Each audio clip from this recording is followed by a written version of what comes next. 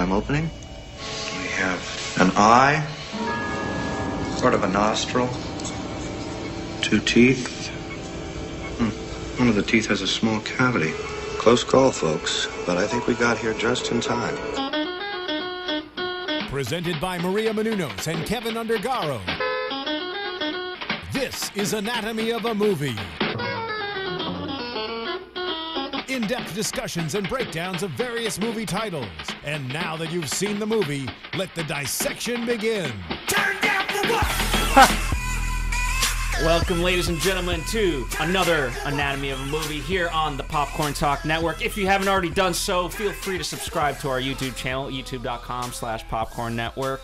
Popcorn Talk Network, that is. Popcorn Talk Network. And of course, what are you doing if you haven't subscribed to us on iTunes? It's completely free, and there's tons of other shows to go along with our show. We are now all movie discussion shows, whether Jedi Alliance, Box Office Breakdown, and Meet the Movie Press, everything in between. We're a network. That's right. All about movies. And today on Anatomy of a Movie, we're all about Horrible Bosses 2. Horrible Bosses 2. That is the voice of Horrible Boss number 1, Demetri Panos. Hello, movie fans. How are you? Horrible Boss number 2, Phil Svitek. And JT from the booth. What up? Employee, not a boss. So, I got to know, if somebody go through the history of Anatomy of a Movie, how many times have we started off with that song? That is a very popular song. You are right, indeed. I mean, who does that song? They don't have to ever work 22 again. Jump Street. Yeah. And then I know Brick Mansions had that song. Yeah. So this song, just in this year alone, has been very popular for not only in trailers, but also in movies. Yeah, they never have to tour or anything again. They're just selling the rights off to their song. God bless them. So, obviously, we'll talk about music. We'll talk about everything in between. Overall impressions, though, let's start there. Horrible Bosses 2 for you.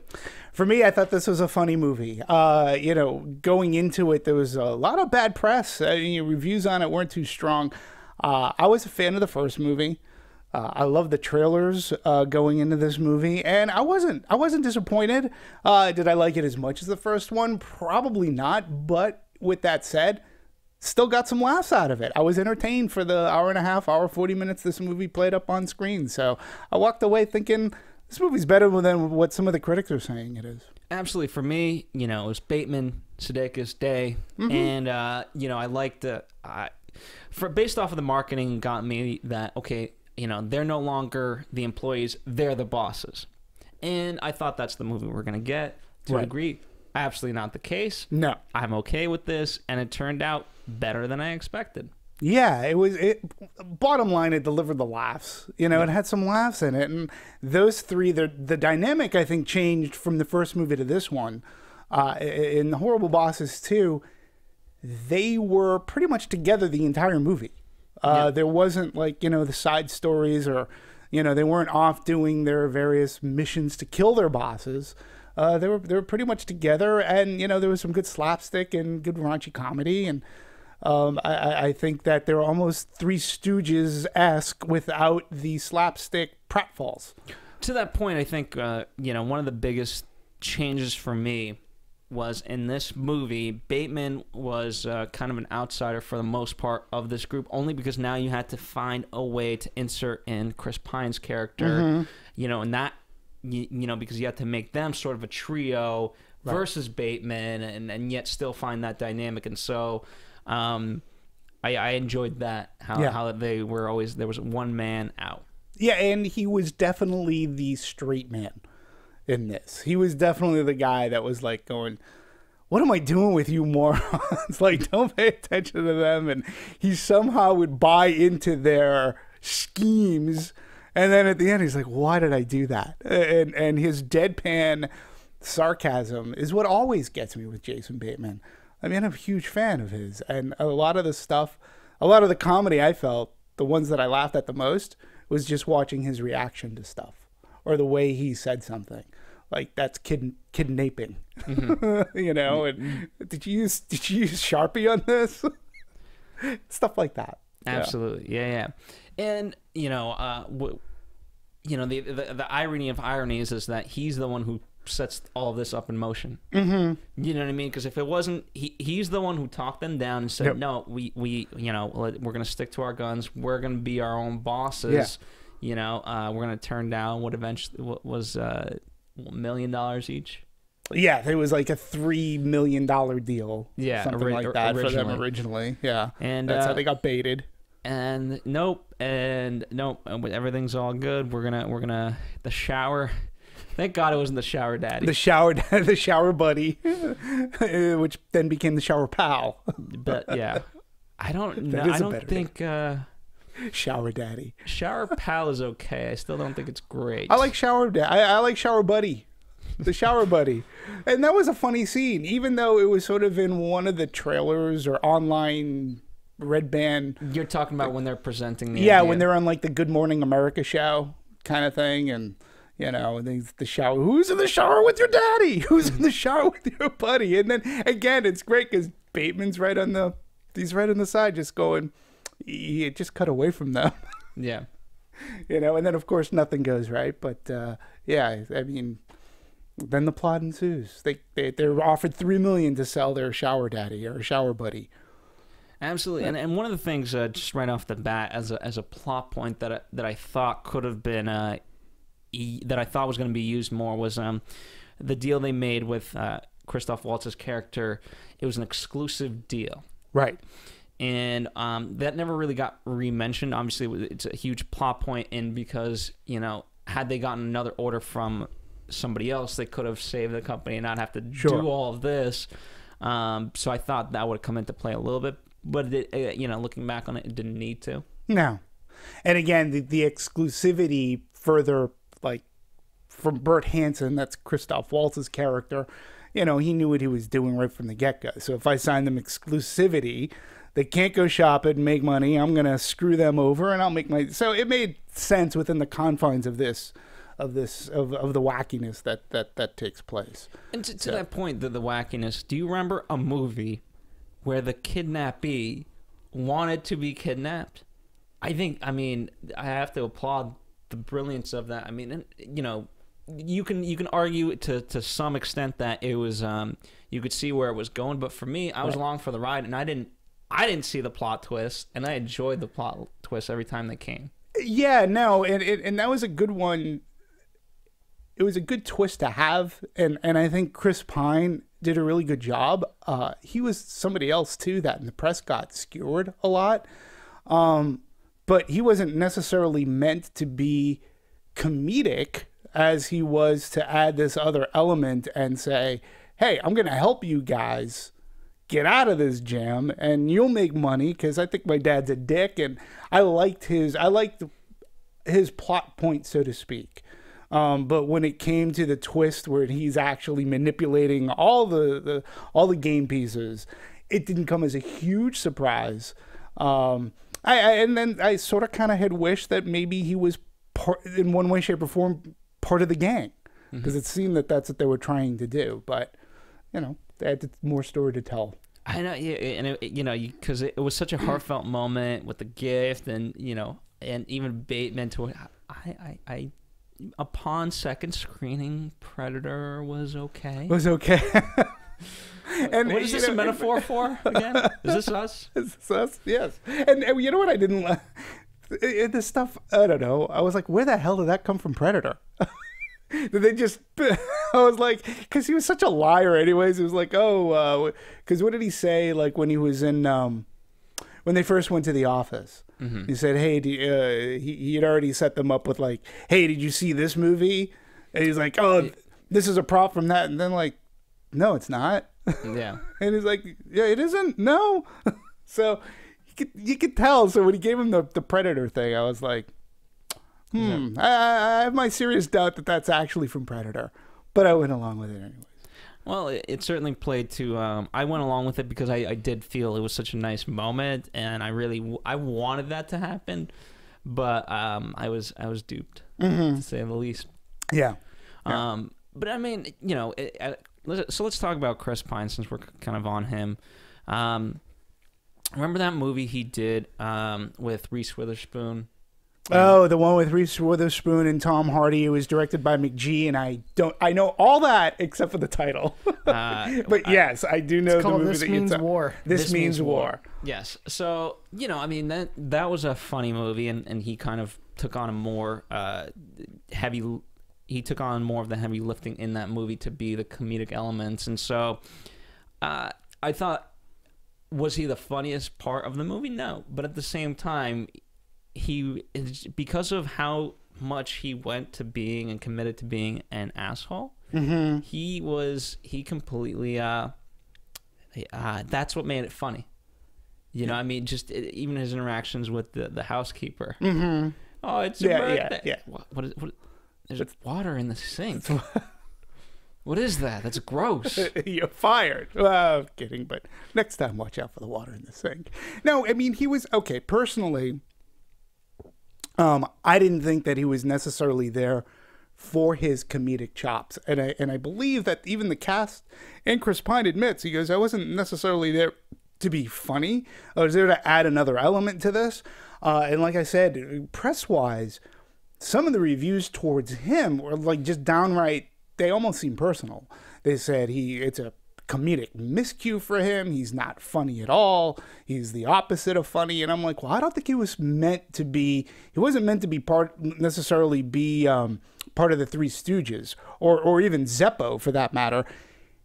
I think that character was just anybody that they put in there would have played that character maybe similarly, because I don't think that character was necessarily there for the laughs. But when he was being a dick, no, he was great. Yeah. I mean, and he can handle sarcasm pretty well, but he wasn't the guy. I'm supposed to laugh at Bateman, Day, and Sedeikis. Those are the three guys that I'm really going to laugh at. And of course, motherfucker Jones.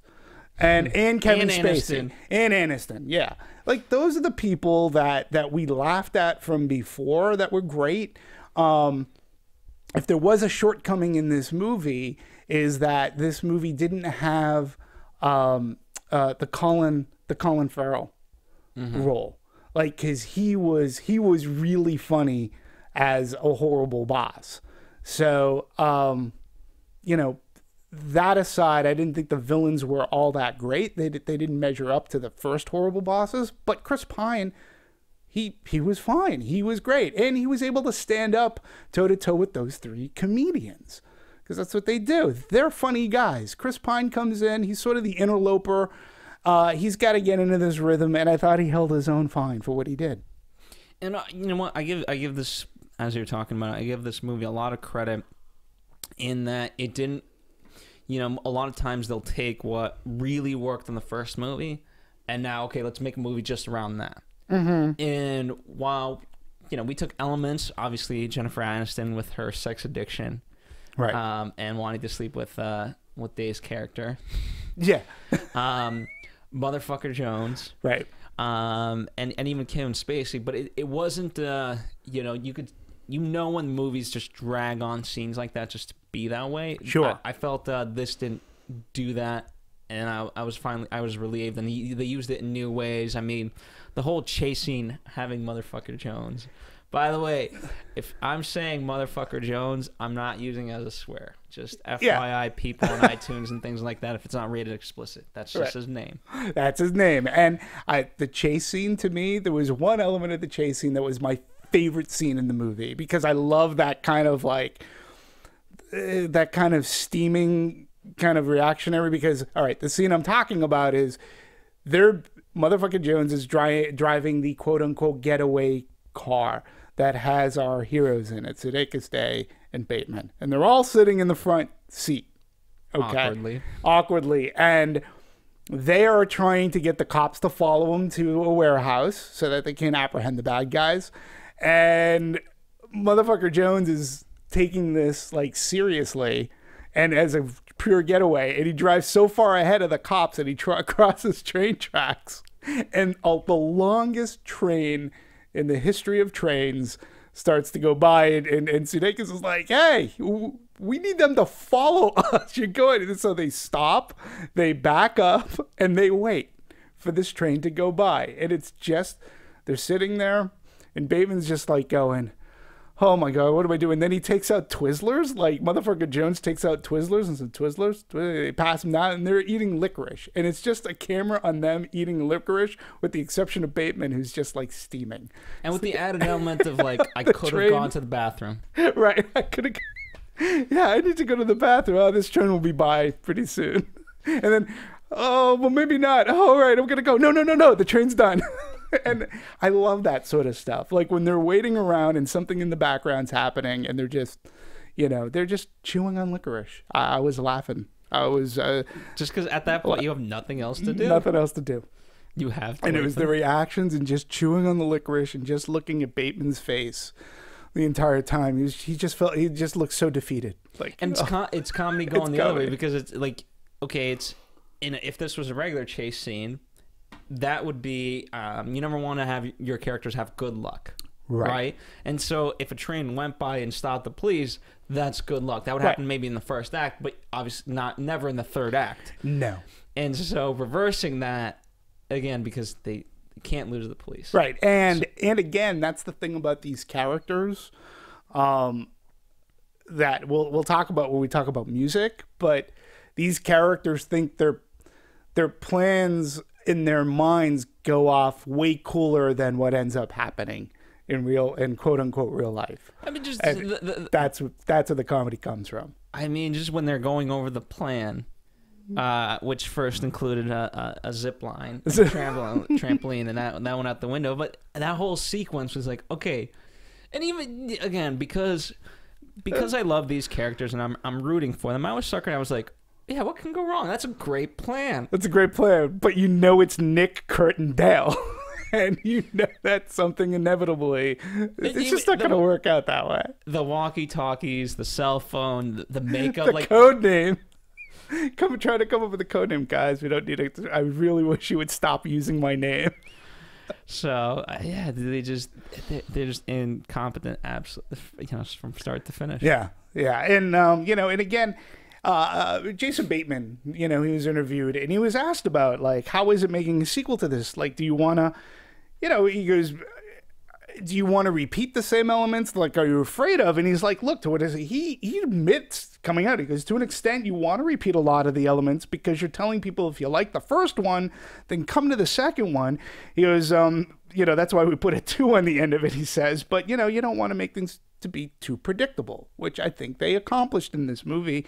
And there were some twists. There was a little bit of escalation, and they did, in a sense, they did make a bit of a different movie while keeping the elements that we liked and enjoyed in the first one.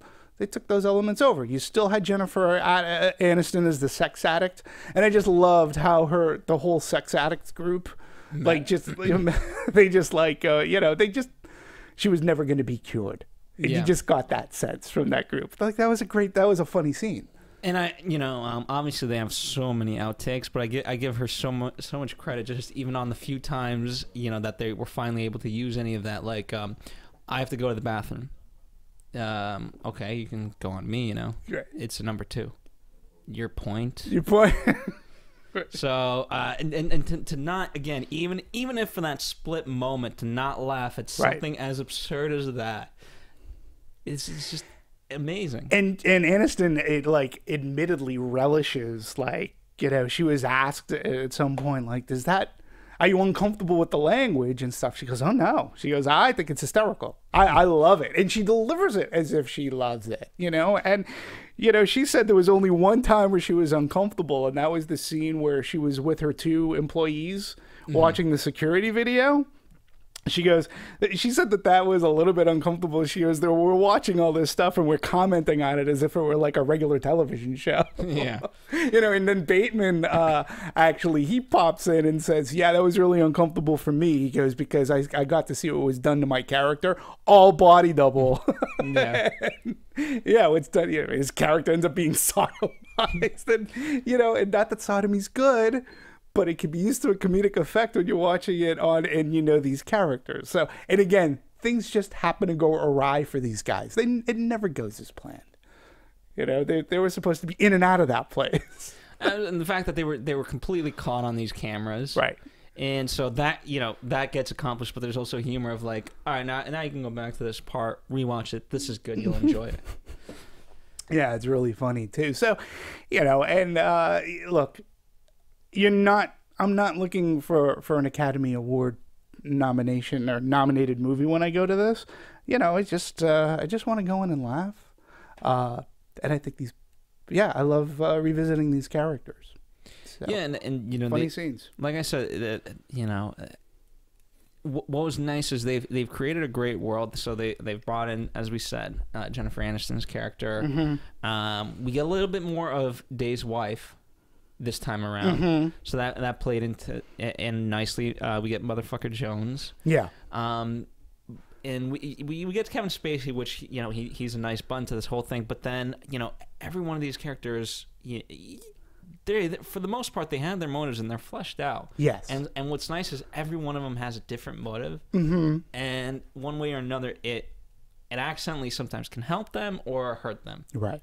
And the best is like, okay, it helps them in one form, but it hurts them in so many. Like Jennifer Aniston, right? She didn't. Right. She could have ratted them out very early on. Absolutely. Chose not to. Yep. And instead, right when they need to go, it's like, no. We're doing this. Yeah. No. And again, her character comes to a great payoff at the end of the movie, with when Charlie Day's character wakes up from a coma, mm-hmm.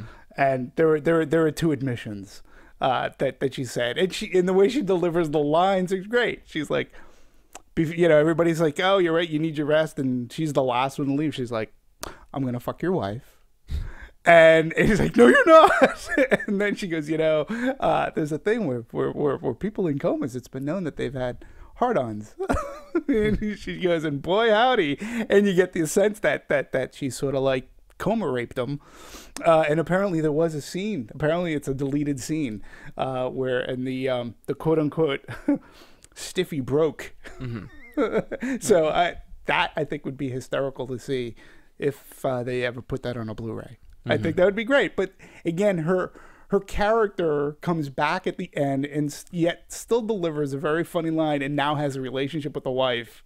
And she's like, I'm going to fuck your wife. And she just says it so matter-of-factly. And it's like, no, you're not. I love that stuff. It was great. And it's a good payoff for her, too. What I also liked is the world's worst negotiator finally gets what he, in his mind, thinks he deserves, which is this money. Uh-huh. And he gets Pinkberry. Pinkberry. And, to boot...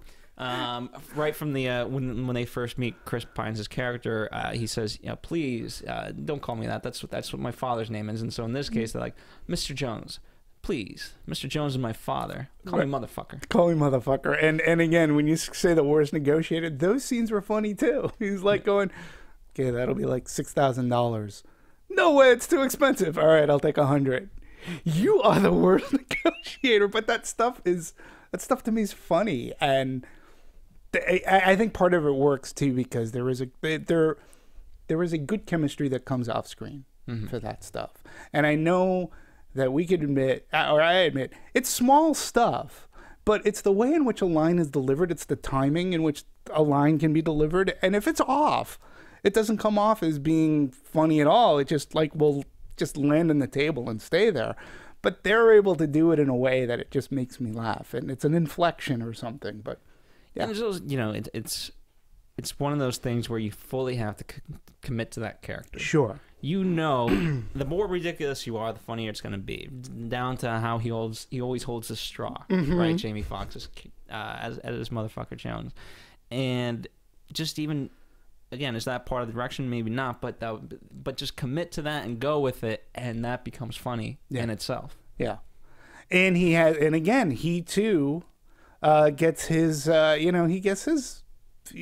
just desserts at the end. He gets his Pinkberry franchise that he wanted so much. So everybody seemed to. That's the one thing about this movie when it came into conclusion. After Horrible Bosses, our three main characters, they get what they desired. They are bosses themselves. They're working. They're happy. But in this movie, all of the secondary characters get they get their rewards too. Jennifer Aniston builds a relationship. She's going to be closer to Dale.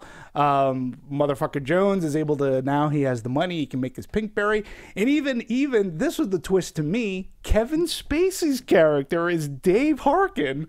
He ends up as the boss. But the greater thing is, it doesn't matter. He's in jail, but he owns the company now. Yeah. So, you know, that was a nice little twist to me, which I found, again, to be very funny. Yeah. You know, Kevin Spacey. It was good to see Kevin Spacey back again. Absolutely.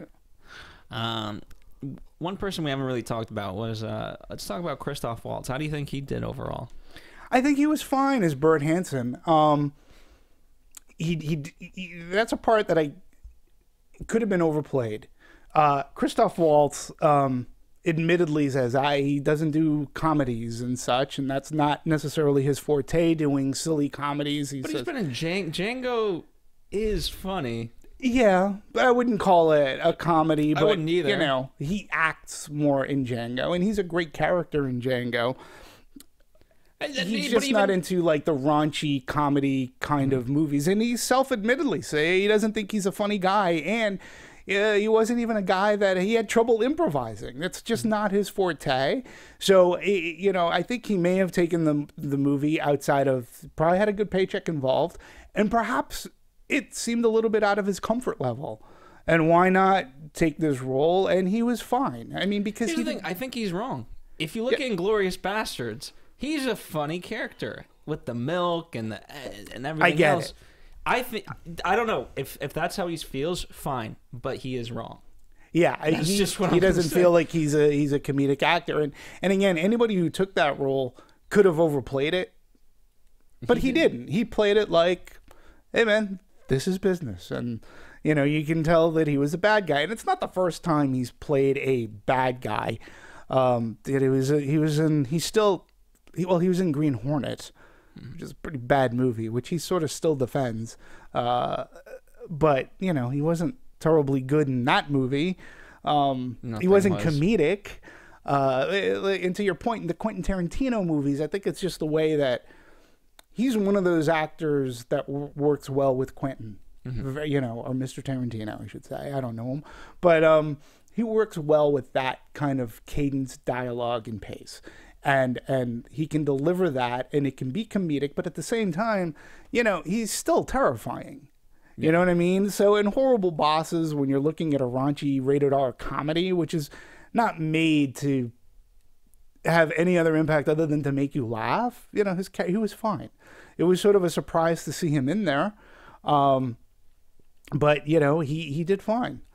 But that's why it also worked, because he was that type of person versus everyone else was just so absolutely ridiculous, and he was like, okay, remember who your target is, the money, you know, not the sun, right? And that's what ended up working, and just even down to the first scene, like, and take the cake and the balloons.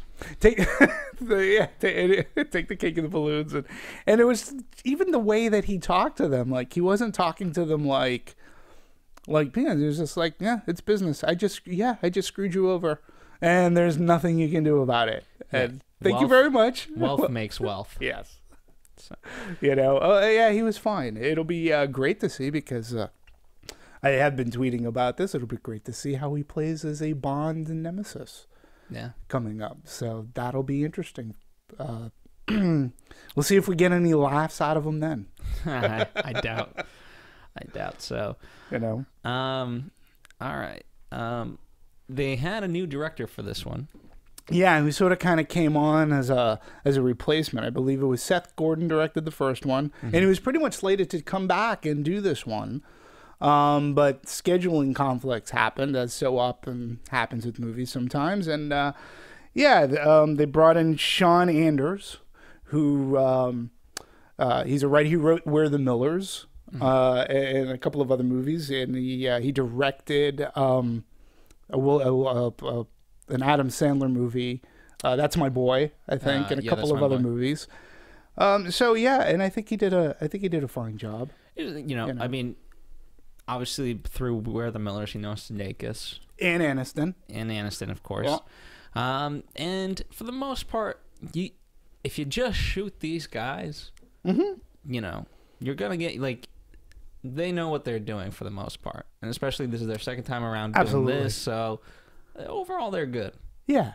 So I don't, not to say his job was the world's easiest job, because it wasn't, but luckily I think there's a little bit of less pressure.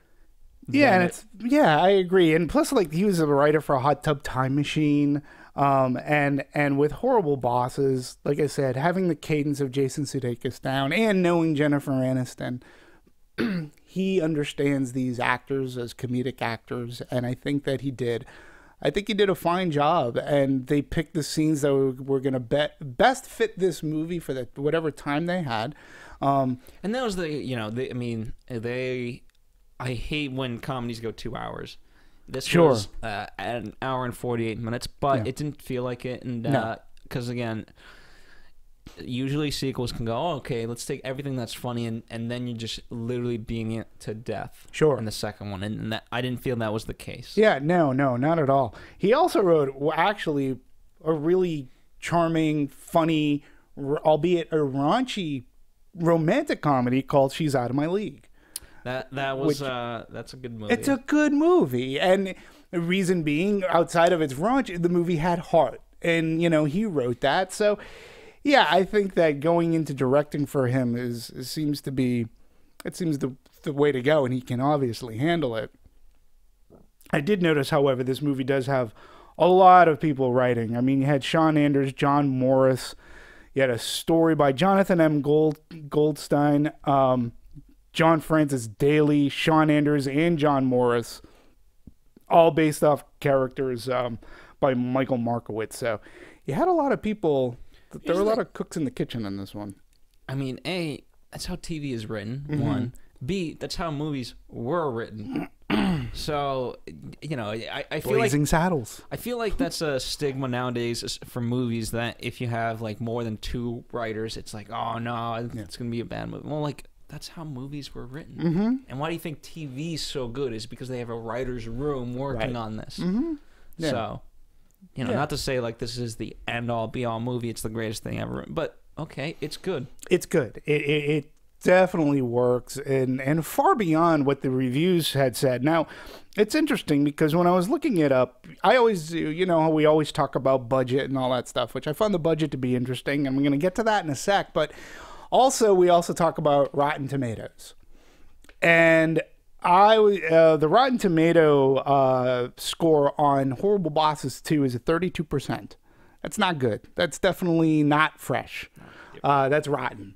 Compared then, I went to I just out of curiosity, I looked up the original Horrible Bosses, which was at a 69%, and for that type of a comedy, that's a good number from your reviewers. So I don't think that for this movie, I don't necessarily believe it's a 69% or 70% for me, but I definitely wouldn't go so low as a 32. If this was if I was going off of giving it a letter grade, like the first one, I'd give a B+, and this one, maybe a B-. Yeah. I wouldn't bring it down to a C-, or a D. The cinema score on it was a B+. So audiences, more or less, they were having a good time seeing it too. Yeah. So and what was nice is you didn't need to see the first one to get the second one. No. Overall. It certainly helps the callbacks and things like that. But you didn't need it. So no. What I did find interesting is that the production budget on this movie was $42 million, which, when you're making a sequel, I guess I should have looked up what Horrible Bosses cost to make, but if you're making a sequel, you're usually dumping in a lot more. $42 million for the actual production budget isn't much for the talent that you have in this movie.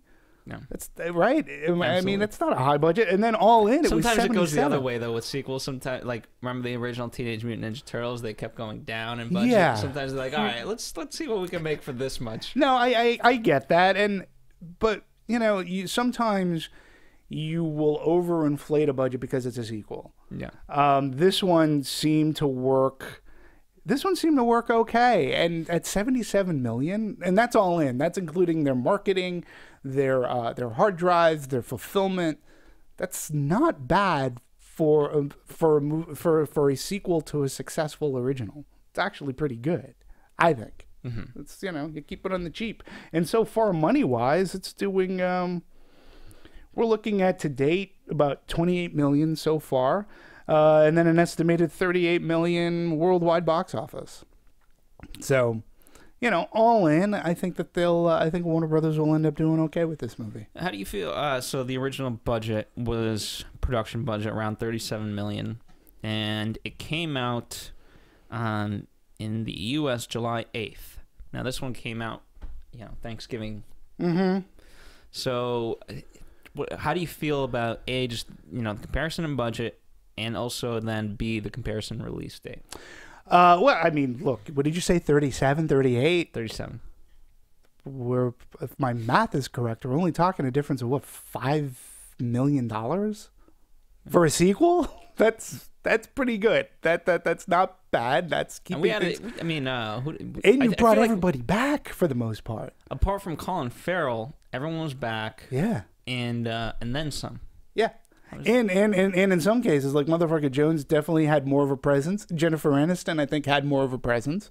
You know, Kevin Spacey, obviously, they probably paid him well. He's in the movie for a total of maybe 5 to 8 minutes, 10 minutes tops. But then you get Christoph Waltz and Chris Pine, and you fill up a supporting cast.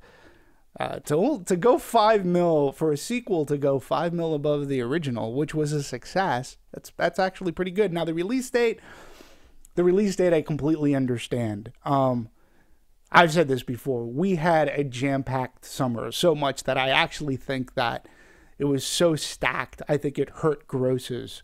It hurt us even at Anatomy. We were like, okay, how are we going to see all these movies? Absolutely. We were like on overdrive. Yeah, which was fun. You know, it's great. We got to see a lot of movies, but I also think we were hitting fatigue ourselves. No, absolutely.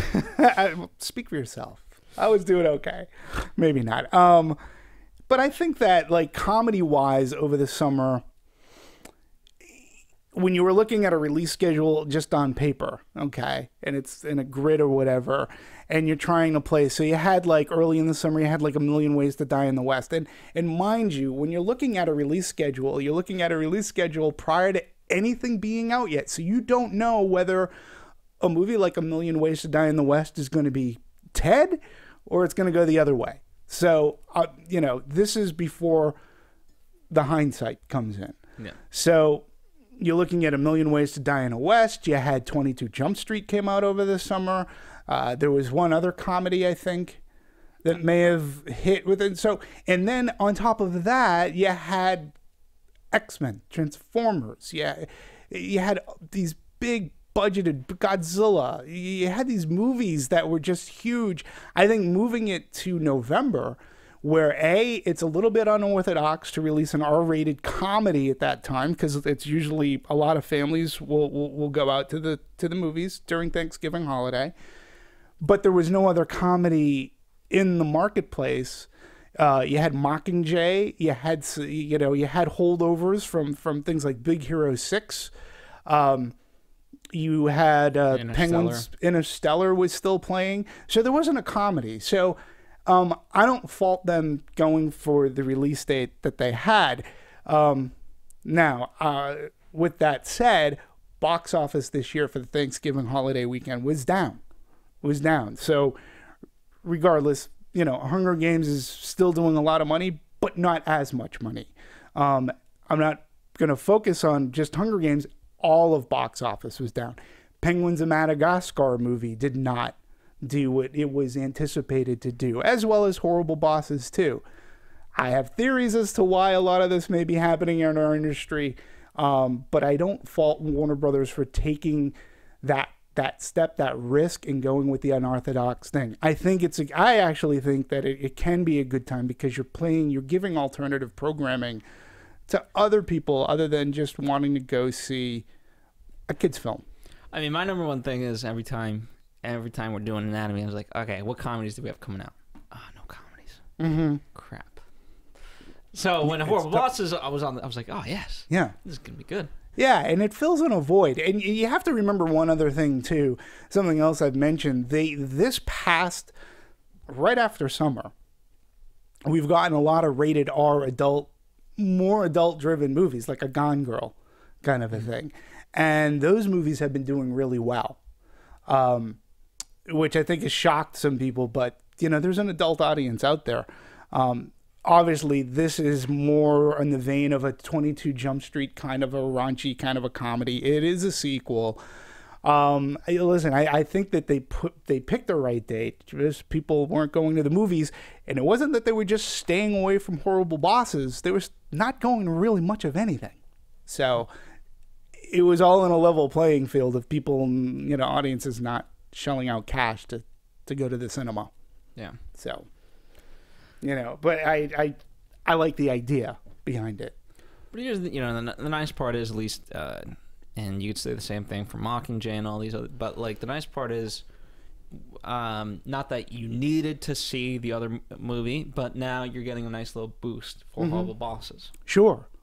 Absolutely. Although it's interesting because I did want to revisit the original, and I couldn't find it on neither Amazon or Netflix. I saw it on iTunes. I bought it on iTunes. Oh, did you? Oh, okay. And it's on YouTube. You can purchase movies on YouTube, by the way. Oh, you can? You can. It's pretty cool. Oh, I didn't know that. It's about the same price, maybe even a little bit less, but it's pretty cool. I like it a lot. Interesting. No, I've yet to do that. I usually buy hard copies. I like to have my Blu-ray, and I watch them on my TV. The only time I've ever watched a movie, Horrible Bosses, or anything, like on an iPad or anything, is if I'm flying. But I had a hard time finding the original. I couldn't find the original, and I wasn't about to purchase it, and it was a couple of days, or I was about to go see Horrible Bosses 2, so I didn't have the time. So I just wanted to refresh myself on it, but you can easily do that by just reading up on certain things. And, the other thing, too, you got to remember, I'm not even sure if there's another comedy that's coming out. Last year we had Anchorman 2. Yes, came out right at Christmas time. And right now, as I'm thinking about it, I don't think there's another. The Interview with Seth Rogen and James. Oh, Franco. Okay, and that comes out in December. Right around Christmas. Right around Christmas. Okay. Everything pretty much comes out Christmas from now on. Like literally all of December, anything just comes out Christmas. So, and thank you for that assist, JT. By the way. Appreciate that. And that's going to be interesting to see how that movie goes and plays out, considering everything that's been going on with Sony this past week or 2 weeks. That movie, there's going to be we'll have a lot to talk about with that movie that isn't just the movie. Yeah. So with the cinematography, we could talk, but there's nothing really to talk about other than obviously what was. Everything that they did, and we'll talk about music because obviously we have there's a lot more, and you'll find out why we can talk about music in this way. But it felt like everything that they did either contradicted what the three were all about, or supported their idiotic notions. Right. So, like I said, the whole okay, here's the plan. Right. I was fooled because I was like, okay, what could go wrong? This is planned out to the T. It was planned out to the T, but what was great about that scene and how it juxtaposes as to how it actually went down. The one thing that really sticks out in my mind about the plan was, so Jason Sudeikis, Kurt, he was supposed to dress up in disguise as Christopher Waltz, his character, Bert Hansen.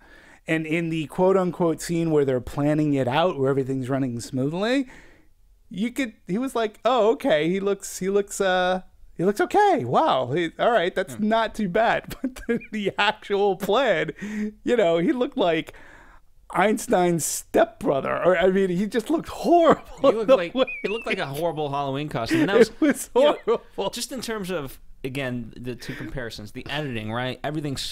That's the best way to describe it. Everything's so smooth, right? The cinematography, you have gliding, you have zooms and all this, and everything's smooth and in motion, right? Right. and even the editing, there's a pace to it. There's a pace to it. Absolutely. When we're on the actual plan, there's no movement. No. In terms of the camera work, it's just all very still, and you let the people there. The colors are different. Yeah. And the editing is absolutely like, it just comes to a halt. Right. And the planning, here's the way, too, that you can look at it, too, is that the planning of the movie is set up like a good heist film. Mm-hmm. And when you see a good heist film, they have all those scenes, and it's cut quick. It's made to look cool because it's a heist film. All the pass-offs are, like, done right on time, and everything works. And they drive off into the sunset in the way it's edited. And then, unfortunately for these guys, then reality sets in. And nothing works. And to your point, that's where good cinematography editing, and that's where good comedy editing, again, helps a movie move along and brings the laughs, because we saw how they, in their heads, that it was going to play out. But in reality, it's going to be something a little bit different. And even, you always get that, right? I'm thinking of An Italian Job, not to give too much away, but there's always things that are going to go wrong. Yes. But that's when, okay, hey, heads together, let's think of this. Okay, you know what? Check this. All right, you know what? Bring this up. Oh, don't you remember this little detail? Yeah. Whereas everything's working against them. It's like, wait, what do we remember? What do we got to do? But yeah. Oh, I didn't do that. Yeah, did not I do that. didn't think I needed to do that. No, but that's how we planned it out.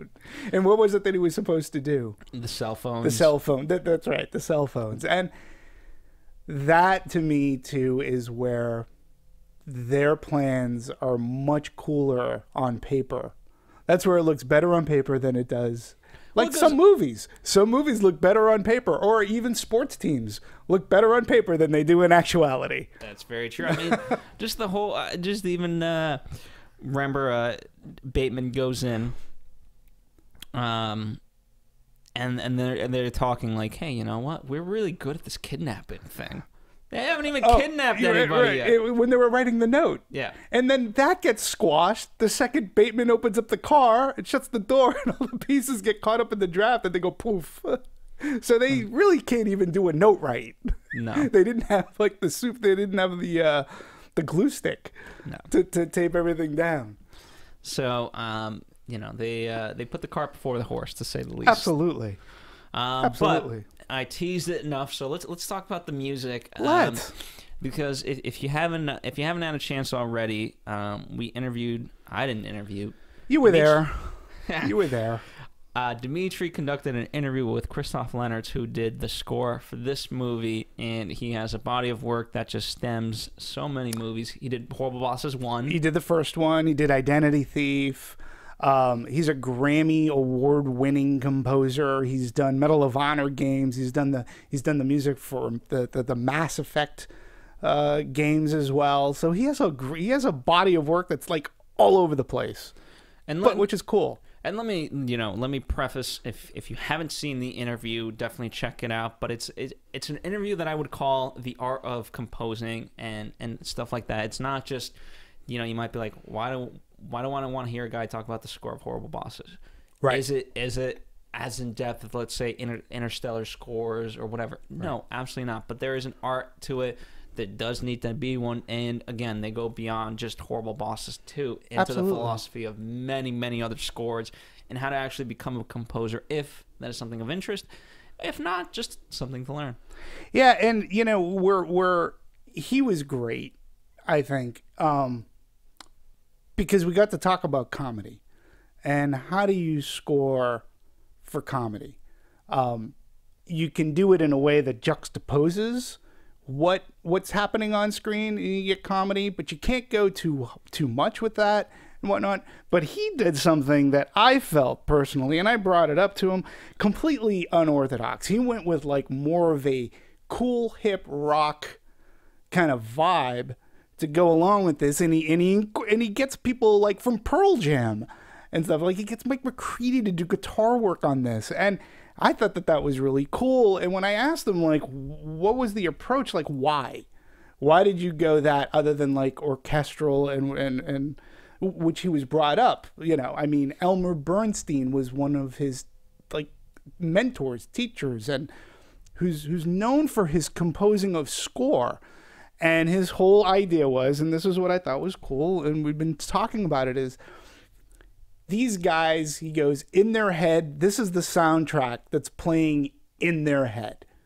And they think they're a hell of a lot cooler than they really are. So this is as they're scheming and planning and walking in slow-mo.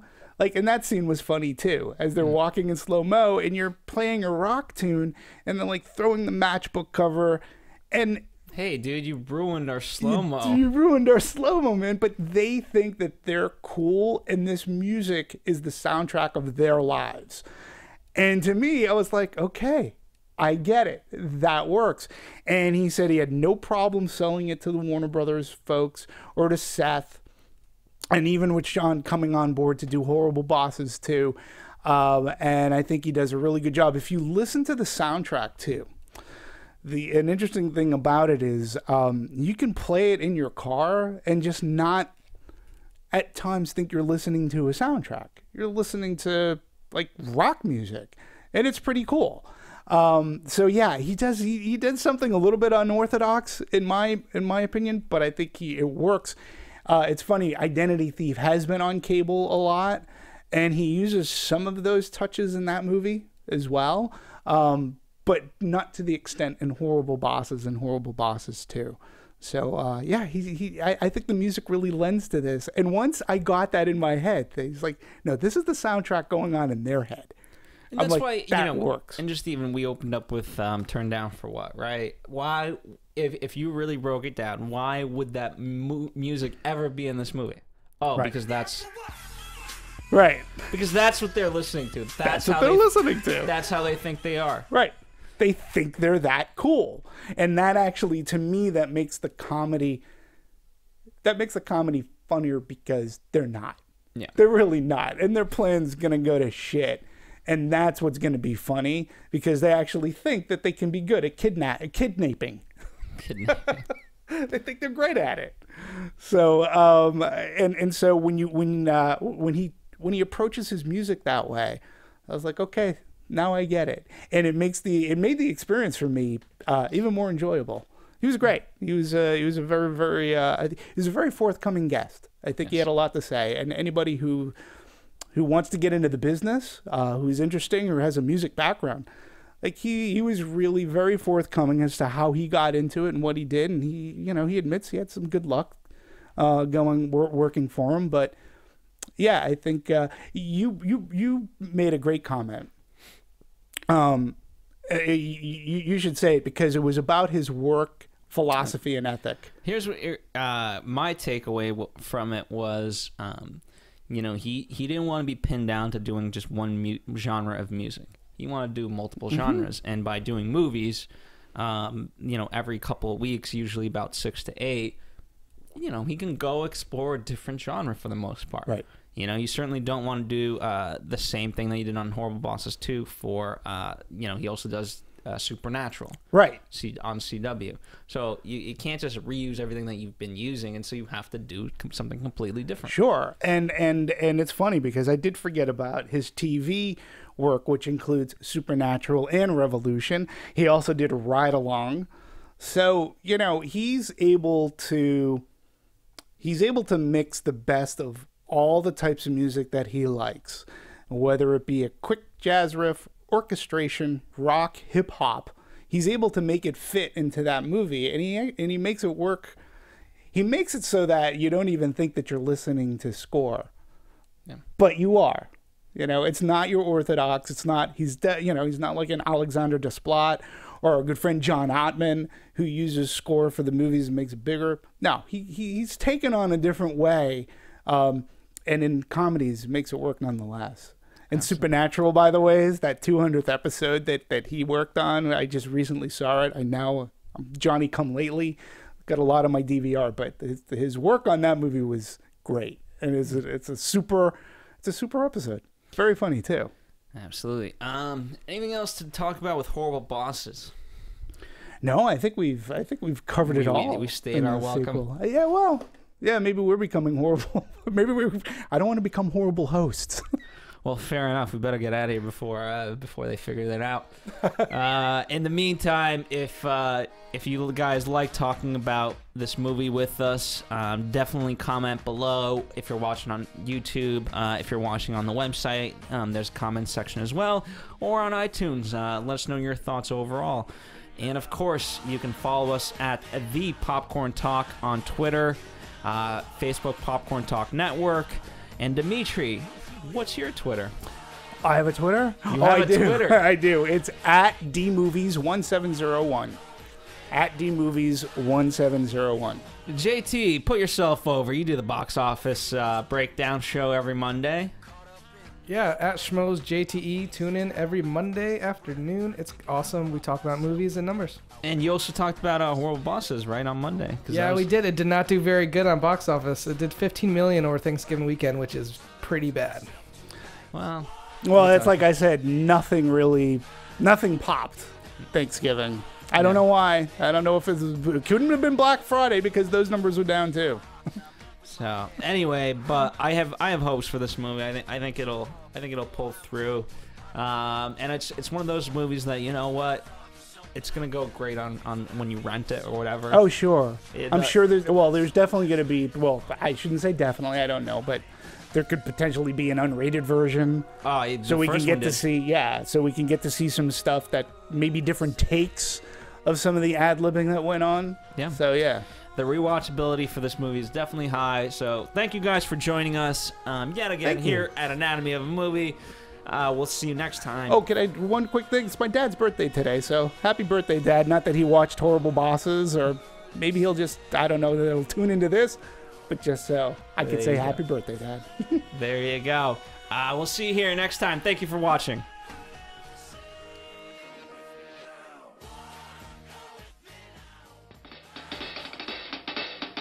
From producers Maria Menounos, Kevin Undergaro, Phil Svitek, and the rest of the Anatomy of a Movie staff, we would like to thank you for listening and subscribing to the show. If you have any questions or comments, feel free to email or tweet us. I'm Sir Richard Wentworth, and this has been Anatomy of a Movie.